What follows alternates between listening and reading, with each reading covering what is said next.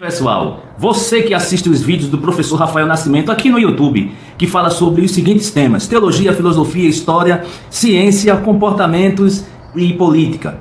Você que gosta dos meus vídeos, se inscreva no meu canal e adicione o sininho para receber as atualizações. Agradeço desde já e acompanhe a vinheta.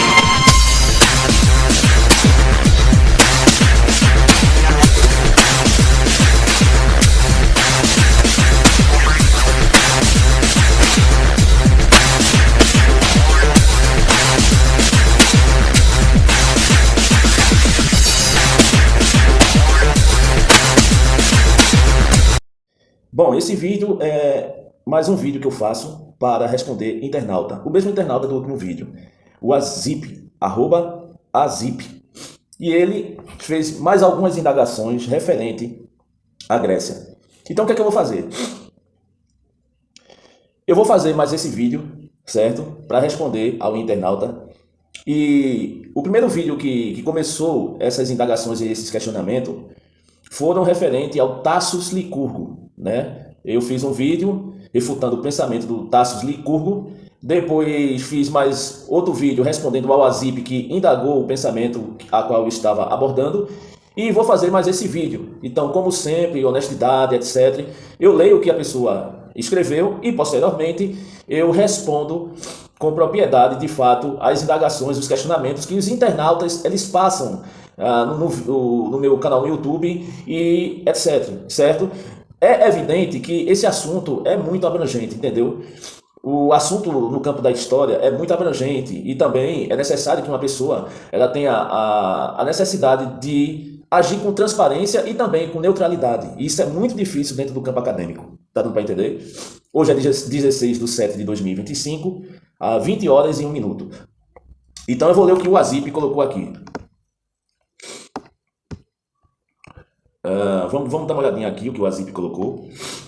Compreendo seus pontos. Só tenho mais algumas indagações, referente ao último vídeo especificamente que eu fiz, respondendo aos comentários dele. No minuto 12.10, você falou que a liberdade de expressão, na realidade, é uma conquista da Grécia antiga, com o surgimento da democracia em Atenas. A Igreja Católica, sim, tratava desse assunto com mão de peso, mas isso era mais predominante na Idade Média. Com a queda da Constantinopla, a Igreja Católica foi se afrouxando com o passar dos anos. E quando o Iluminismo surgiu, a Igreja já era vista de uma outra forma. A tolerância religiosa certamente não é algo moderno, pois já existia há anos, como no Império Mongol, certo? No minuto 14:53 do último vídeo que eu respondi às indagações dele, ele fez outras indagações.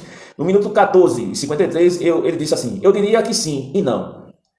Claro que se uma sociedade inteira for cristã, a tolerância seria teoricamente a máxima, já que todos são e não existiria intolerância nesse caso. Mas a questão é, se você for em países cristãos, atualmente o número de atentados contra a vida de pessoas de outras religiões é baixíssimo. E ele indaga novamente, no minuto 20.25 do meu vídeo, do último vídeo, ele fala assim: eu não estava dizendo que não havia países de outras religiões laicos, e sim que, embora exista países não cristãos laicos, somente em um Estado laico, em uma sociedade cristã, que você tem a plena liberdade de falar o que quiser.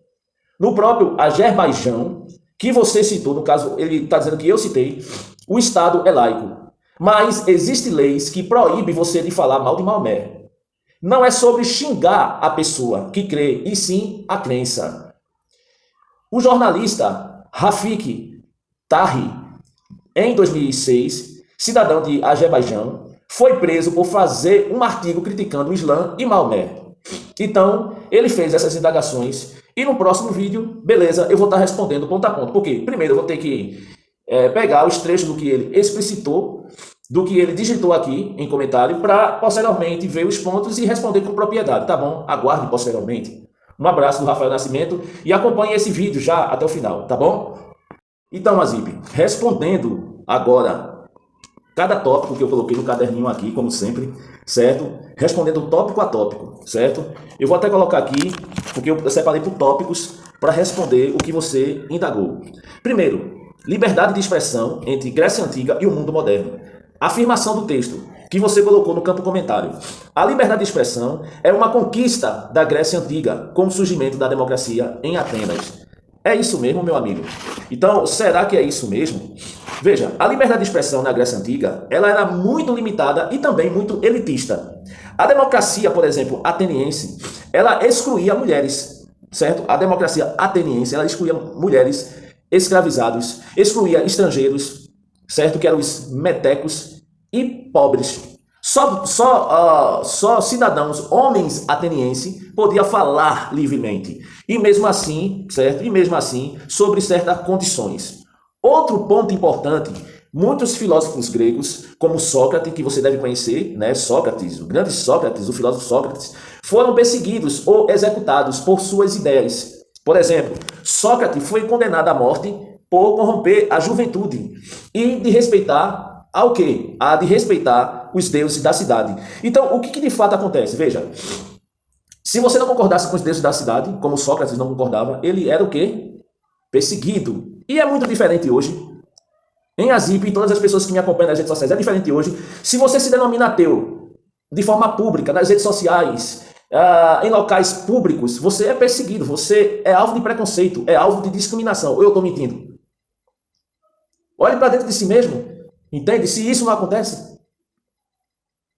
Ou seja, o cara que é ateu, ele é perseguido nas universidades, ele é perseguido no campo trabalhista, ele é perseguido nos relacionamentos amorosos, interpessoais, ele é abandonado porque ele é ateu, ele é excluído de um debate porque ele é ateu, ou ele particularmente é alvo de críticas externas porque ele é ateu. Então, a pessoa que se denomina ateu e tem o cunhão roxo para sustentar isso, são poucos. Mas essas pessoas, elas são dignas de aplauso. Porque numa sociedade onde a maioria da sociedade ou é cristã tradicional, mas ou vive dentro dos preceitos cristãos, porque aí, quando eu trago a questão do cristianismo, eu trago todo tipo de cristianismo. Aí eu coloco o espiritismo, eu coloco adventismo, eu coloco os mormons, eu coloco também o testemunho de Jeová. Eu estou falando do cristianismo em grande escala. Corresponde a 83, 84% da população brasileira. Então, se você se denomina ateu numa sociedade majoritariamente cristã, por mais que você seja honesto, coerente, correto, íntegro, você vai ser alvo de ataques e preconceito. E isso aconteceu no passado. Aconteceu com Sócrates, um dos filósofos antigos, que ele era contra os deuses da cidade. Contra os deuses da cidade. Naquele período, era como se ele fosse um ateu. Então, por quê? Porque ele era contra os deuses da cidade. O que mostra que liberdade plena, como você falou, de expressão não existia. Porque Sócrates foi perseguido. Outro ponto importante é o conceito moderno de liberdade de expressão, né, que você citou no campo comentário. Como direito universal, só para que você tenha ideia, surge mais fortemente apenas com o advento do iluminismo e as revoluções liberais, entre o século XVII e o século XVIII, e não na Grécia Antiga. Eu vou repetir. O conceito moderno de liberdade de expressão, ou seja, você poder falar abertamente o que você pensa, como direito universal, ele só surge mais fortemente com o iluminismo. Antes não existia esse tipo de conceito de liberdade de expressão. E as revoluções liberais, no século XVII e século XVIII, e não na Grécia Antiga. Então, esse conceito de liberdade não existia. Outro ponto aqui que você colocou, que eu coloquei no meu caderninho, é o seguinte. Né? Eu sempre olho para cá porque o meu caderno está assim, está em pé, só para que você tenha ideia. Né? Então, vamos lá, continuando. Você colocou que a Igreja Católica, sim, tratava desses assuntos com mão de peso. Mas isso era mais predominante na Idade Média. A Igreja Católica, sim, tratava desses assuntos com mão de peso, vírgula. Você colocou no campo comentário. Mas isso era mais predominante na Idade Média. Quais são os contrapontos referentes a esse seu pensamento aí? Embora o auge da repressão intelectual tenha sido, por exemplo, na Idade Média, ou seja, a Inquisição, né, onde teve livros proibidos, onde foi uma censura imensa, o controle da igreja continuou forte até o século, se eu não me engano, até o século XIX, inclusive influenciando regimes políticos e educacionais. Isso aconteceu. Ou seja, essa repressão houve. Você está desconsiderando o contexto histórico. Quando eu li essa parte do seu comentário, eu não entendi, porque historicamente todo mundo sabe que, particularmente, houve uma repressão intelectual, houve uma censura declarada, certo? Censura, livros proibidos, não pode comercializar tais livros, não pode se falar tudo o que pensa. Houve aquisição, ou seja, a ideia especificamente de, não, você não participar da religião cristã, você vai ser perseguido. Então, no século XIX, inclusive, influenciando, e essa influência foi para os regimes políticos e educacionais, meu amigo.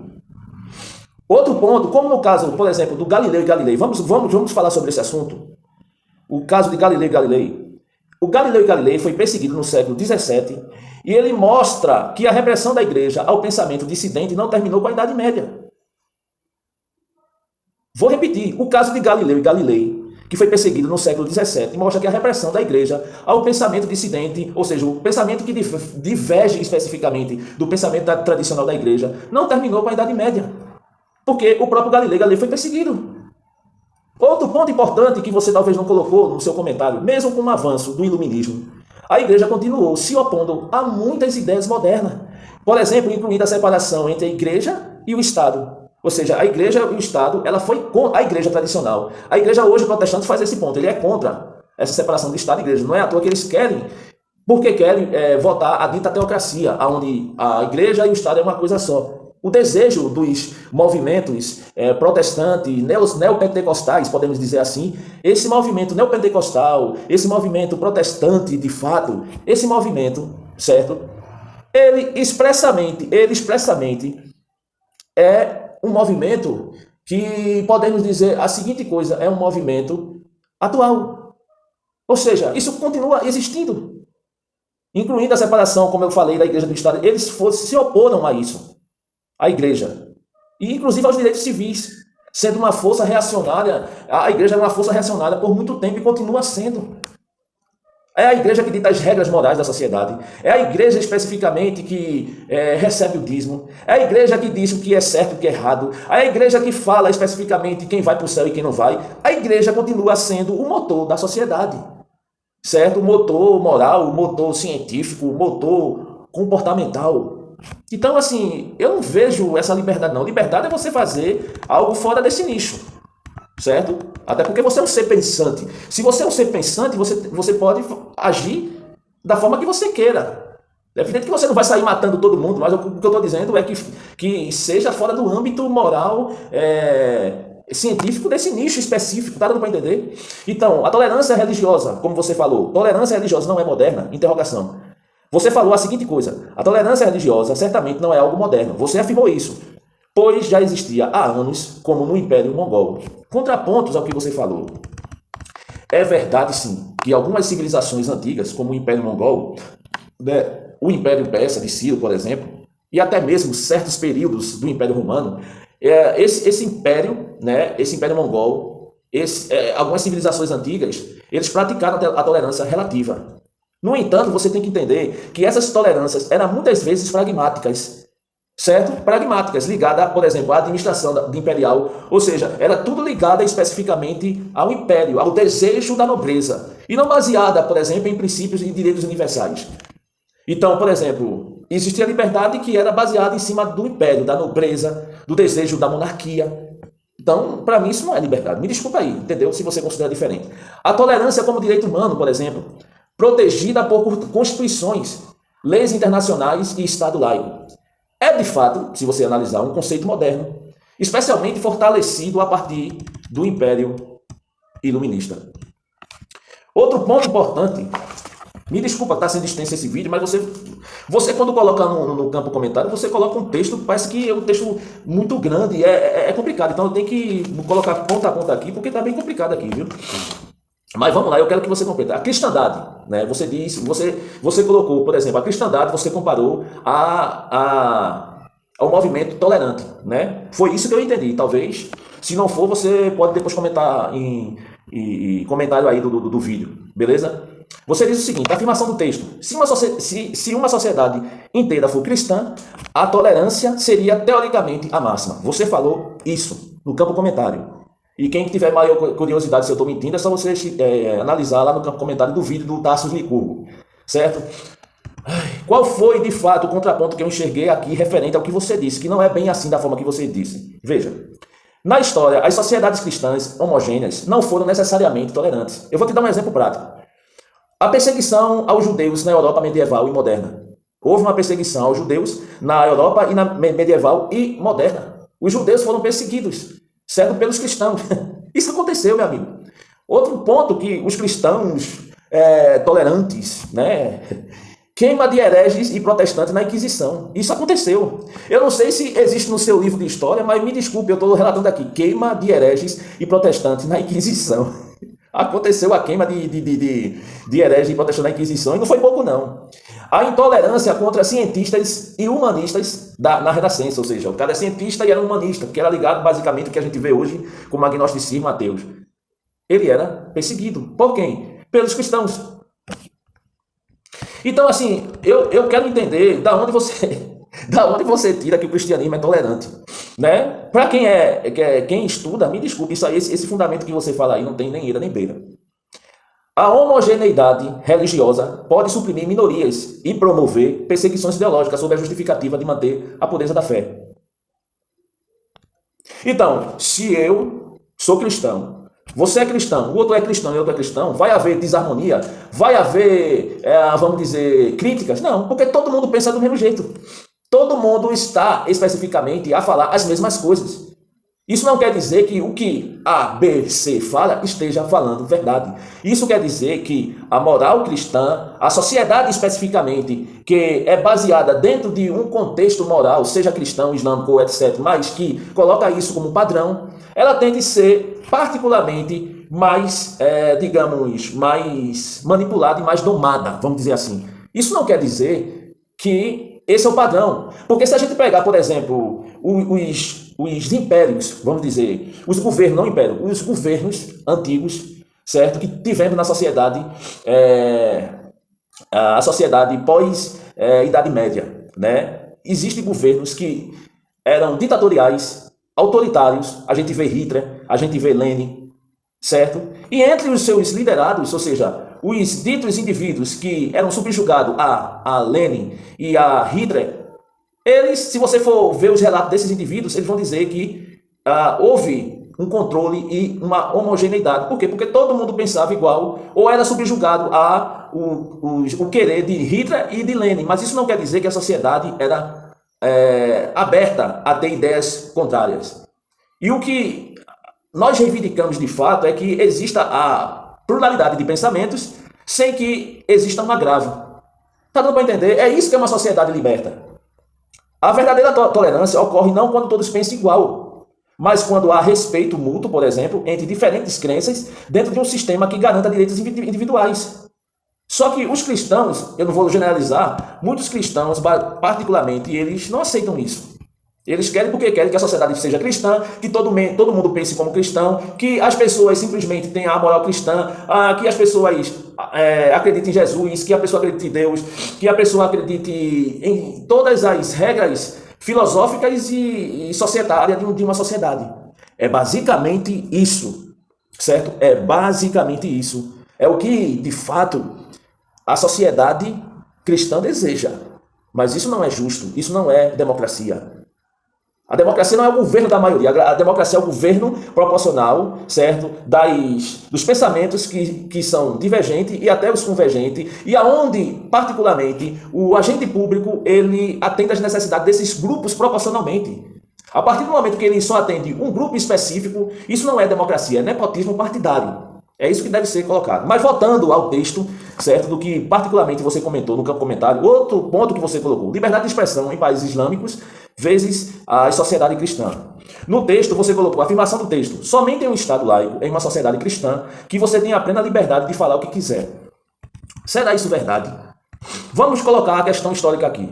É verdade que em muitos países islâmicos, né, autoritários, críticas, por exemplo, ao Islã, a Maomé, né? Por exemplo, a gente tem sunitas e xiitas, não são punidas severamente, como o caso da jornalista no Azerbaijão, um caso recente. Porém, sociedades laicas não cristãs, que vou te dar um exemplo, o Japão, a Índia, a Coreia do Sul e o Uruguai, ele garante liberdades semelhantes ou até superiores às ocidentais cristãs, mostrando que o fator essencial não é a religião dominante, mas o grau de laicidade e compromisso democrático do Estado.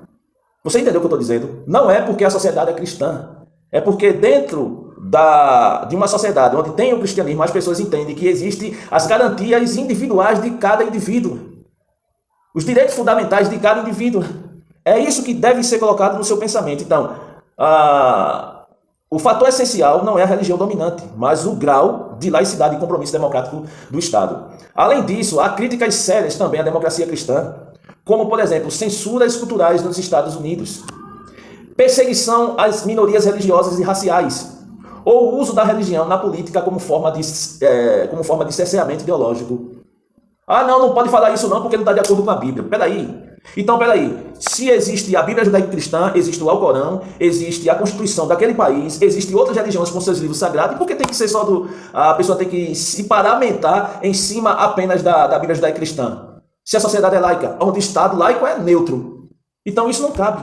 Tá dando para entender? Então, as democracias cristãs, que de democrática não existe nada, vêm com uma característica de censura cultural nos Estados Unidos. Houve isso. As perseguições às minorias religiosas e raciais, né? Quando, por exemplo, demoniza as religiões de matriz africana, certo? Demonizando, dizendo, não, isso aí é ruim, isso é do demônio, isso é do diabo, e não sei o quê, esse tipo de coisa. É porque adeptos da religião cristã, eles consideram o quê? Consideram que eles são superiores às outras religiões. Isso a gente chama de relativismo religioso, relativismo cultural. Ok? E você colocou que as democracias cristãs são parâmetro para tudo isso. Então não é bem assim não, meu amigo. Eu peço para você rever. Então, o que podemos concluir diante desse pensamento? Primeiro, a liberdade de expressão não nasceu plena na Grécia, nem é garantida automaticamente por uma sociedade cristã. Segundo, a tolerância religiosa moderna é um valor construído politicamente, não um dom herdado de nenhuma religião específica. O Estado laico, por sua vez, democrático e constitucional, independentemente da fé majoritária, é o verdadeiro garantidor da liberdade de expressão e da tolerância religiosa. O que a gente pode concluir é isso. Então, eu sei que você é cristão, eu sei que as pessoas que me acompanham nas redes sociais são cristãs, muitos fakes, inclusive, que me acompanham nas redes sociais, eu tenho essa compreensão e sei quem é.